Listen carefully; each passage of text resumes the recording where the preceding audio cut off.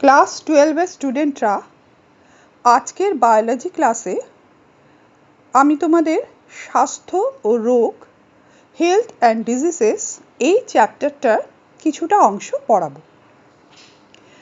প্রথমে বলি স্বাস্থ্য। স্বাস্থ্য হলো রোগের বিপরীত অবস্থা, অর্থাৎ দৈহিক ও মানসিক সুস্থ অবস্থাকে বলে স্বাস্থ্য। যে ব্যক্তি স্বাভাবিক জীবনযাপনে সক্ষম, মেলামেশাতে স্বচ্ছন্দ, দৈনন্দিন কাজকর্মে নিরুৎসাহ নয়, তাকে আমরা বলবো স্বাস্থ্যবান ব্যক্তি। বিশ্ব স্বাস্থ্য সংস্থা বা হু 1948 খ্রিস্টাব্দে স্বাস্থ্য সম্পর্কে একটা সংজ্ঞা দিয়েছেন। সেই সংজ্ঞাটা হলো কেবল রোগের অনুপস্থিতিই নয়, স্বাস্থ্য হলো একটি সম্পূর্ণ শারীরিক, মানসিক ও সামাজিক সুস্থ অবস্থা। এবারে বলবো স্বাস্থ্যের গুরুত্ব বা ইম্পর্টেন্স অফ হেলথ। স্বাস্থ্যবান ব্যক্তি তার কাজে খুবই দক্ষতা দেখায়, সহজেই সে কাজে সাফল্য অর্জন করে। স্বাস্থ্যবান ব্যক্তি উৎপাদন বৃদ্ধিতে এবং অর্থনৈতিক উৎকর্ষ সাধনে বিশেষভাবে পারদর্শী হয়। ভালো স্বাস্থ্য জনসাধারণের জীবনকে দীর্ঘায়িত করে, শিশু মৃত্যু ও মার মৃত্যুর হার কমায়। এই ভালো স্বাস্থ্য অর্জনের উপায়গুলো এবার আলোচনা করব। দেহকে নিরোগ বা স্বাস্থ্যবান করে তোলার জন্য যেসব বিধি পালন করা দরকার সেগুলো হলো: 1 নম্বর, পুষ্টিকর ও সুষম খাদ্য গ্রহণ করা প্রয়োজন। প্রতিদিন নির্দিষ্ট সময় ও দিনে অন্তত 4 থেকে 6 বার খাদ্য গ্রহণ করা দরকার। খাদ্যে যেন খাদ্য উপাদানগুলি সঠিকভাবে পাওয়া যায় তার প্রতি লক্ষ্য রাখতে হবে। খাদ্যের 6টা উপাদান: কার্বোহাইড্রেট, প্রোটিন, ফ্যাট, ভিটামিন, খনিজ লবণ আর জল। এই 6টা উপাদান যেন সঠিক পরিমাণে থাকে। কার্বোহাইড্রেট ও ফ্যাট আমাদের তাপশক্তি যোগান দেয়। প্রোটিন দেহ গঠনের জন্য উপযোগী। ভিটামিন ও খনিজ লবণ রোগ প্রতিরোধে বিশেষ ভূমিকা নেয়।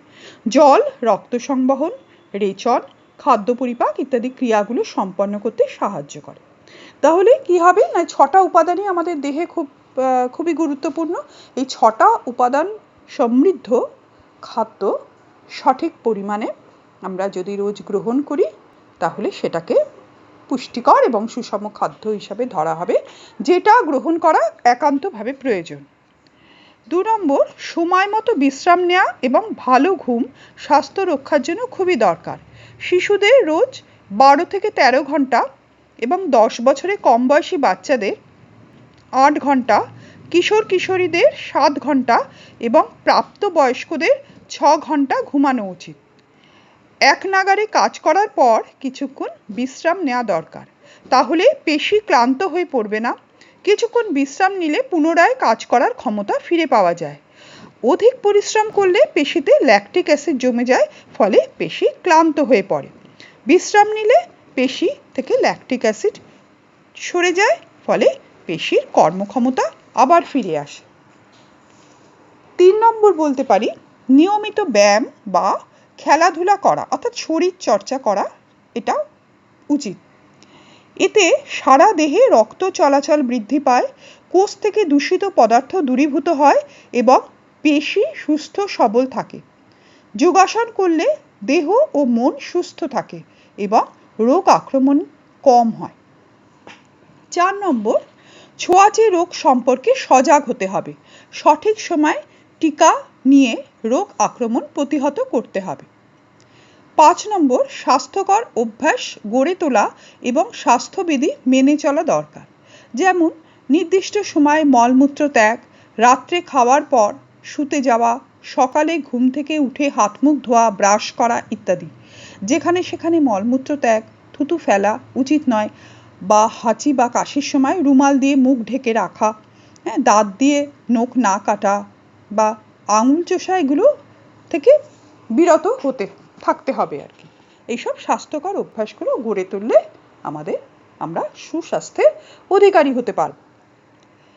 এবার বলি অনাক্রাম্য তন্ত্র। আমরা যে পরিবেশে বসবাস করি সেই পরিবেশে আমাদেরকে খাপ খাইয়ে বা মানিয়ে চলতে হয়। পরিবেশে নানা প্রকার আণুবীক্ষণিক জীব এবং তাদের দেহজাত পদার্থ, যেমন ধরো ভাইরাস, ব্যাকটেরিয়া, তাদের প্রতিবিষ বা নানা ধরনের বিজাতীয় প্রোটিন আমাদের দেহে প্রবেশ করে এবং আমাদের অসুস্থ করে তোলে। এই সব বিজাতীয় বস্তুর বিরুদ্ধে আমাদের দেহে যে বিশেষ প্রতিরক্ষা ব্যবস্থা গড়ে ওঠে তাকে অনাক্রম্যতা বা ইমিউনিটি বলে। অনাক্রম্যতন্ত্র কি না বিভিন্ন কোষ ও তাদের সমন্বয়ে গঠিত যে তন্ত্র দেহকে রোগ আক্রমণের হাত থেকে রক্ষা করে এবং রোগ সৃষ্টিকারী জীবাণুর ক্ষতিকারক প্রভাব থেকে রক্ষা করে তাকে অনাক্রম্যতন্ত্র বা ইমিউন সিস্টেম বলা হয়। এবার বলবো অ্যান্টিজেন ও অ্যান্টিবডি সম্পর্কে। অ্যান্টিজেন হলো বিজাতীয় জীবাণু বা অধিবিষ দেহে প্রবেশ না করলে আমাদের শরীরে ঠিকমতো যে অনাক্রম্যতাটাতে অর্জন করি সেটা ঠিকমতো গড়ে ওঠে না। প্রতিটি জীবাণু এবং অধিবিষে এক বা একাধিক নির্দিষ্ট রাসায়নিক পদার্থ থাকে যার দ্বারা অর্জিত অনাক্রম্যতা সৃষ্টিতে যেগুলো অর্জিত অনাক্রম্যতা সৃষ্টিতে গুরুত্বপূর্ণ ভূমিকা নেয়। যেমন প্রোটিন, বৃহদাকার পলিস্যাকারাইড, বৃহদাকার লাইপোপ্রোটিন, নিউক্লিয় প্রোটিন ইত্যাদি যৌগ হয়। এইসব রাসায়নিক পদার্থগুলোকে অ্যান্টিজেন বলবো। অ্যান্টিজেন হচ্ছে যে সকল বিজাতীয় জীবাণু বা অধিবিষ দেহে প্রবেশ করলে অ্যান্টিবডি সৃষ্টি হয় তাদের বলবো অ্যান্টিজেন। অ্যান্টিজেন দু রকমের হয়, এক্সোজেনাস অ্যান্টিজেন ও এন্ডোজেনাস অ্যান্টিজেন। এক্সোজেনাস অ্যান্টিজেন কি না, যেসব অ্যান্টিজেন প্রাণীদেহের বাইরে উৎপন্ন হয় তাদের এক্সোজেনাস অ্যান্টিজেন বলে, যেমন পরাগরেণু, দূষক পদার্থ, ভেষজ পদার্থ, রোগ সৃষ্টিকারী জীবাণু ইত্যাদি। আর এন্ডোজেনাস অ্যান্টিজেন হলো যেসব অ্যান্টিজেন প্রাণীদেহের ভিতরে উৎপন্ন হয় তাদের এন্ডোজেনাস অ্যান্টিজেন বলে। যেমন ইঁদুর, বিড়াল, ভেড়া, ঘোড়া প্রভৃতির লোহিত রক্তকণিকায় ফোর্সম্যান অ্যান্টিজেন বলে এক ধরনের অ্যান্টিজেন থাকে।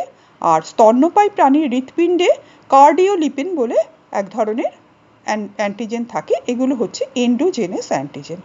নাম শুনে বুঝতে পারবি এক্সোজেনাস, এক্সো কথার মানে বাইরে, এন্ডো মানে ভিতরে, অর্থাৎ এক্সোজেনাস অ্যান্টিজেন যেটা দেহের বাইরে থাকে আর এন্ডোজেনাস অ্যান্টিজেন যেটা দেহের ভিতরে থাকে। ঠিক আছে, এই হলো দু রকম অ্যান্টিজেন। এবার বলি অ্যান্টিবডির কথা। দেহের মধ্যে বাইরে থেকে যেসব অ্যান্টিজেন প্রবেশ করে তাদের বাধা দেওয়ার জন্য দেহে এক ধরনের প্রোটিনের আবির্ভাব হয়, তাদের অ্যান্টিবডি বলে। সব অ্যান্টিবডি গামা গ্লোবিউলিন নামে পরিচিত। অ্যান্টিবডির সংজ্ঞা তাহলে কীরকম দেবো, বা যে প্রতিবিষ বা জীবাণু নিহিত যে অ্যান্টিজেনের বিরুদ্ধে যেসব প্রোটিনের আবির্ভাব ঘটে এবং যার দ্বারা জীবাণু বা তাদের দেহ থেকে নিঃসৃত প্রতিবিষকে বিনষ্ট করে তাকে অ্যান্টিবডি বলে। এবার আমরা পড়ব অ্যান্টিবডির গঠনটা। অ্যান্টিবডি ওয়াই আকৃতি বিশিষ্ট একটা পলিপেপটাইড শৃঙ্খল। অধিকাংশ অ্যান্টিবডিতে দু জোড়া পলিপেপটাইড চেন থাকে। এদের মধ্যে দুটো হচ্ছে ভারী চেন বা হেভি চেন বা সংক্ষেপে এইচ চেন বলে, এবং দুটি হলো হালকা বা লাইট চেন, সংক্ষেপে এল চেন বলে। প্রতিটা ভারী চেনে 400 বেশি অ্যামাইনো অ্যাসিড থাকে এবং প্রত্যেকটা হালকা চেনে 200টি অ্যামাইনো অ্যাসিড থাকে। অ্যান্টিবডি দুটি অভিন্ন অর্ধাংশ ডাইসালফাইড বন্ড দিয়ে যুক্ত থাকে। তাহলে প্রতিটা অর্ধাংশে একটি হালকা চেন ও একটি ভারী চেন থাকে আর তারা ডাইসালফাইড বন্ধনী দিয়ে যুক্ত থাকে। ভারী ও হালকা চেনের মধ্যে দুটো সুস্পষ্ট অঞ্চল থাকে। উভয় চেনের অগ্রভাগে যে অঞ্চল থাকে তাকে বলে পরিবর্তনশীল অঞ্চল বা ভি অঞ্চল, ভেরিয়েবল অঞ্চল আর কি, সংক্ষেপে ভি অঞ্চল। এই অঞ্চলে অ্যান্টিজেন বন্ধনকারী অঞ্চল থাকে। প্রতিটি পলিপেপটাইড বন্ধনীর অবশিষ্ট অংশকে অপরিবর্তনশীল অঞ্চল বা কনস্ট্যান্ট অঞ্চল বা সংক্ষেপে সি অঞ্চল বলে। এবারে অ্যান্টিবডির প্রকারভেদ। মানবদেহে 5 রকমের ইমিউনোগ্লোবিউলিন বা অ্যান্টিবডি দেখা যায়। এরা হলো আইজিজি, আইজিএ, আইজিএম, আইজিডি এবং আইজিই। আইজি মানে হচ্ছে ইমিউনোগ্লোবিউলিন, সংক্ষেপে আইজি বলে। প্রথমে বলি আইজিজি। এই প্রকার অ্যান্টিবডি রক্তে বেশি থাকে, তবে লসিকা ও অন্ত্রেও পাওয়া যায়। এরা সহজেই প্লাসেন্টাকে অতিক্রম করতে পারে, ফলে মায়ের রক্ত থেকে ভ্রূণের রক্তে স্থানান্তরিত হয়। এরা ব্যাকটেরিয়া ও ভাইরাস ধ্বংস করতে সক্ষম। মোট অ্যান্টিবডির 80% হলো আইজিজি। এবারে আইজিএ। এই প্রকার অ্যান্টিবডি রক্তে বেশি থাকে। এরা মনোমার ও ডাইমার হিসাবে থাকে। দুধের কোলোস্ট্রামে এই প্রকার অ্যান্টিবডি পর্যাপ্ত থাকে। এছাড়া ঘাম, অশ্রু, লালা ইত্যাদিতেও এদের উপস্থিতি দেখা যায়। এরা দেহের অনাবৃত তলকে জীবাণুর আক্রমণ থেকে রক্ষা করে। এরা দেহে জীবাণুর অনুপ্রবেশে বাধা দেয়। মোট অ্যান্টিবডির 10 থেকে 15% হলো আইজিএ। এবার আইজিএম। এরা সবচেয়ে বড় আকারের অ্যান্টিবডি। এই যেখানে ছবিতে দেখছো এটা হচ্ছে আইজিএম। হ্যাঁ, দেখো অন্যগুলোর তুলনায় এটা অনেকটা বড়। রক্তে এরা পেন্টামার হিসাবে থাকে। এছাড়া এরা লসিকা এবং বি লিম্ফোসাইটের উপরিতলে অবস্থান করে। এই প্রকার অ্যান্টিবডি অ্যাগ্লুটিনেশন, ব্যাকটেরিওলাইসিস প্রভৃতি প্রক্রিয়ার মাধ্যমে দেহের প্রতিরক্ষায় সাহায্য করে। মোট অ্যান্টিবডির 5 থেকে 10% এই আইজিএম। এবার আইজিডি। রক্তে এই প্রকার অ্যান্টিবডি খুব কম পরিমাণে, মানে 0.2% মতো থাকে। এরা মনোমার হিসাবে বি লিম্ফোসাইটের উপরিতলে সংলগ্ন থাকে। এরা বি লিম্ফোসাইট অ্যান্টিজেন গ্রাহক হিসাবে কাজ করে। আইজিই। রক্তে এই প্রকার অ্যান্টিবডি পরিমাণ নগণ্য, 0.1% মতো। এরা মনোমার অবস্থায় মাস্ট কোষ ও বেসোফিল শ্বেত কণিকার পর্দার উপর সংলগ্ন থাকে। এরা অ্যালার্জির ক্ষতিকারক প্রভাব থেকে দেহকে রক্ষা করে। কাজ অনুযায়ী অ্যান্টিবডির বিভিন্ন নামকরণ করা যায়। যেমন 1 নম্বর বলছি ব্যাকটেরিওলাইসিন। এই প্রকার অ্যান্টিবডি ব্যাকটেরিয়া দেহে প্রবিষ্ট রোগ জীবাণুকে ধ্বংস করে। 2 নম্বর অ্যান্টিটক্সিন। এই প্রকার অ্যান্টিবডি ব্যাকটেরিয়ার টক্সিন বা প্রতিবিষকে বিনষ্ট করে। 3 নম্বর অ্যাগ্লুটিনিন। এরা অ্যান্টিজেনকে দলবদ্ধ করে। এই পদ্ধতিকে অ্যাগ্লুটিনেশন বলে। 4 নম্বর অপসোনিন। এরা অ্যান্টিজেন উৎপন্নকারী কোষগুলোর সঙ্গে সংলগ্ন হয়ে তাদের আগ্রাসনে সাহায্য করে। প্রসিপিটিন। এই প্রকার অ্যান্টিবডি অ্যান্টিজেনের অণুকে অধঃক্ষিপ্ত হতে বা থিতিয়ে যেতে সাহায্য করে। আমরা অ্যান্টিজেন অ্যান্টিবডি দুটো পড়লাম। এবার বলি অ্যান্টিজেন আর অ্যান্টিবডির পার্থক্যটা কি। ধরো 1 নম্বর বলতে পারি যে অ্যান্টিজেন হলো দেহে অনুপ্রবেশকারী একটা বহিরাগত বস্তু, আর অ্যান্টিবডি হলো অ্যান্টিজেনের উপস্থিতিতে দেহে উৎপন্ন একটা অ্যান্টিজেন প্রতিরোধী বস্তু। 2 নম্বর রাসায়নিক প্রকৃতিতে অ্যান্টিজেন প্রোটিন, তবে গ্লাইকোপ্রোটিনও হতে পারে, কিন্তু রাসায়নিক প্রকৃতিতে অ্যান্টিবডি সবসময় প্রোটিন হবে। 3 নম্বর অ্যান্টিজেন সাধারণত লোহিত কণিকায় কোষপর্দার উপরিতলে বা জীবাণুর উপরিতলে অবস্থান করে, আর অ্যান্টিবডি সাধারণত প্লাজমায় থাকে। 4 নম্বর অ্যান্টিজেনের প্রভাবে অ্যান্টিবডি সৃষ্টি হয়, কিন্তু অ্যান্টিবডির প্রভাবে অ্যান্টিজেন সৃষ্টি হয় না। 5 নম্বর অ্যান্টিজেন অনাক্রম্যতন্ত্রকে উদ্দীপিত করে, আর অ্যান্টিবডি দেহ প্রতিরক্ষায় অংশগ্রহণ করে। এই হলো অ্যান্টিজেন আর অ্যান্টিবডির পার্থক্য। এবারে অনাক্রম্যতা বা ইমিউনিটি। রোগ সৃষ্টিকারী জীবাণু, ভাইরাস ইত্যাদি বিজাতীয় পদার্থের বিরুদ্ধে দেহে যে প্রতিরক্ষা ব্যবস্থা গড়ে ওঠে তাকে অনাক্রম্যতা বা ইমিউনিটি বলা হয়। অণুজীবদের বিরুদ্ধে প্রতিরক্ষা ব্যবস্থা গড়ে তোলা, দেহের ক্ষতিগ্রস্ত কোষগুলোকে প্রতিস্থাপিত করা এবং পরিত্যক্ত কোষগুলোকে শনাক্ত করা এবং ধ্বংস করা, এটাই হলো অনাক্রম্যতার উদ্দেশ্য। অনাক্রম্যতা প্রধানত দুটো ভাগে, মানে অনাক্রম্যতা ব্যবস্থাটাকে দুটো ভাগে ভাগ করা হয়েছে: সহজাত অনাক্রম্যতা এবং অর্জিত অনাক্রম্যতা। সহজাত অনাক্রম্যতা, ইনবর্ন যেটা, এই অনাক্রম্যতা জন্মগত। এটি বিশেষ কোনো রোগ জীবাণুর বিরুদ্ধে নির্দিষ্ট নয়। এটি দেহের সাধারণ ও স্থায়ী প্রতিরোধ ব্যবস্থা, যা জন্ম থেকেই রোগ বা জীবাণুর বিরুদ্ধে কার্যকরী হয়। সহজাত অনাক্রম্যতা আংশিকভাবে বা সম্পূর্ণভাবে আমাশা, ভাইরাস ঘটিত পক্ষাঘাত, পোলিও, মাম্পস, কলেরা, হাম, সিফিলিস প্রভৃতি রোগকে প্রতিরোধ করতে পারে। এই ধরনের অনাক্রাম্যতার ফলে দেহে অনুপ্রবেশকারী যে কোনো প্রকার রোগ সৃষ্টিকারী জীবাণুর বিরুদ্ধে প্রতিরোধ গড়ে ওঠে। এক্ষেত্রে কোনো প্রকার অ্যান্টিজেনের বিরুদ্ধে সারার প্রয়োজন নেই, তাই একে বস্তু নিরপেক্ষ বা নন স্পেসিফিক অনাক্রাম্যতা বলে। যে অনাক্রাম্যতা জন্মের সময় থেকে বংশ পরম্পরায় সঞ্চালিত হয় এবং দেহের সাধারণ ও স্থায়ী প্রতিরোধ ব্যবস্থা গড়ে তুলতে সক্ষম, তাকে সহজাত অনাক্রাম্যতা বলে। যেমন দেহত্বক, ম্যাক্রোফাজ, দেহরসের পিএইচ, নিউট্রোফিল, এনকে কোষ, মাস্ট কোষ, বেসোফিল কোষ ইত্যাদি সহজাত অনাক্রাম্যতায় অংশগ্রহণ করে। এবার বলছি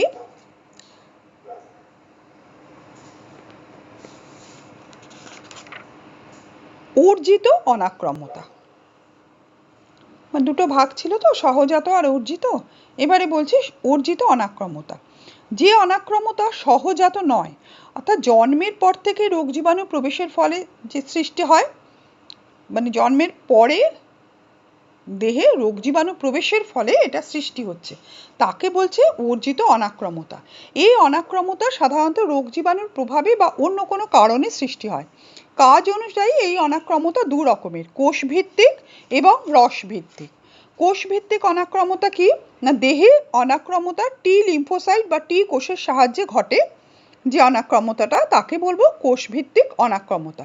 এই প্রকার অর্জিত অনাক্রাম্যতায় টি শ্রেণীর লিম্ফোসাইট সক্রিয় হয়ে ওঠে এবং অনুপ্রবেশকারী রোগ জীবাণুদের ধ্বংস করে। লোহিত মজ্জা থেকে টি লিম্ফোসাইট সৃষ্টিকারী কোষ থাইমাস গ্রন্থিতে প্রবেশ করে টি লিম্ফোসাইটে পরিণত হয়।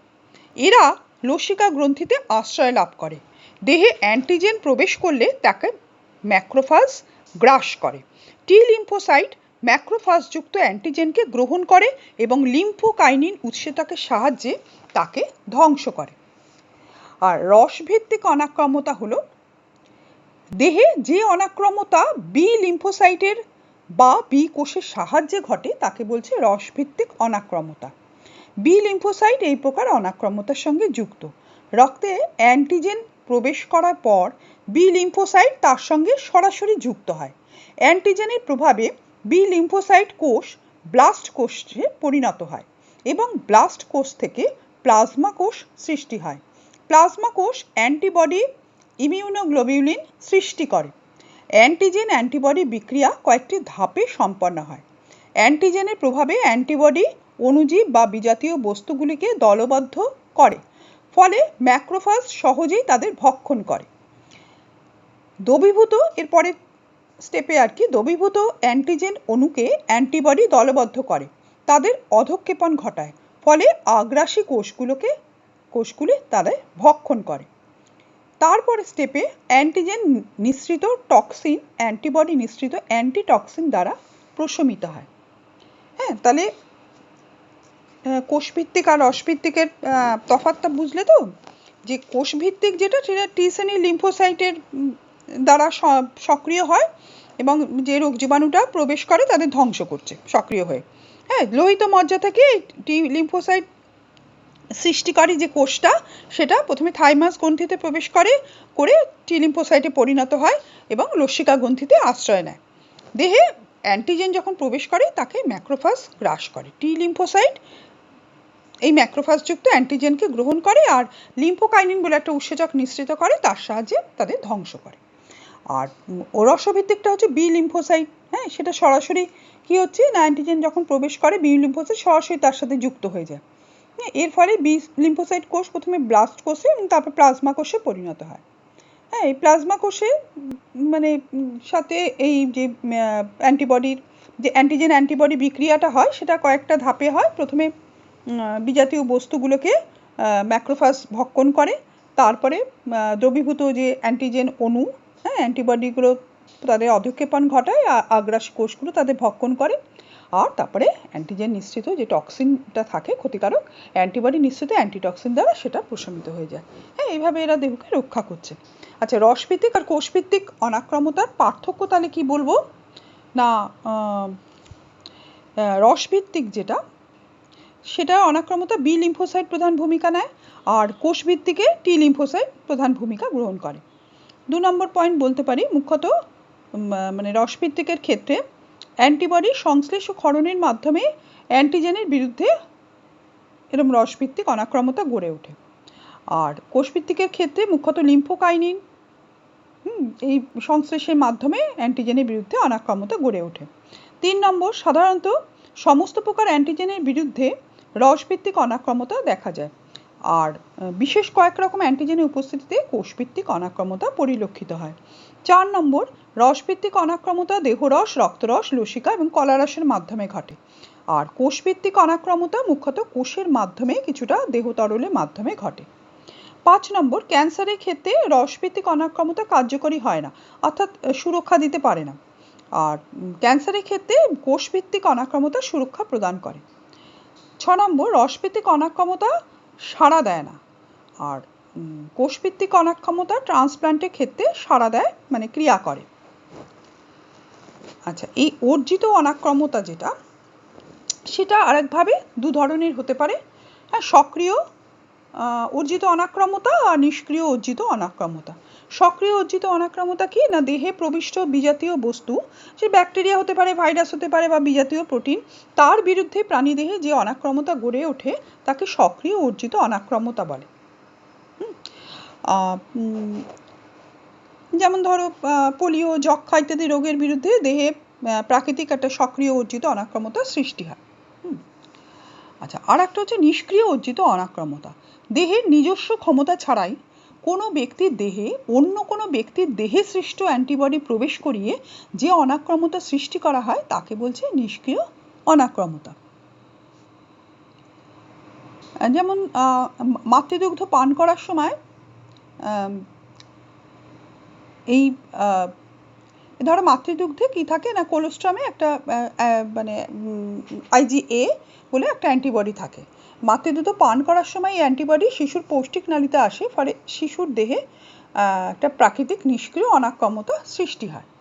এই যে সক্রিয় আর নিষ্ক্রিয় অনাক্রমতার পার্থক্য কি বলবো তাহলে, না সক্রিয় অনাক্রমতা কোনো ব্যক্তির দেহে কোনো অ্যান্টিজেন প্রবেশের ফলে সক্রিয় মানে একটা ক্রিয়ায় উৎপন্ন হয়, আর নিষ্ক্রিয় অনাক্রমতা সরাসরি অনাক্রমতার বস্তু স্থানান্তরিত হয়।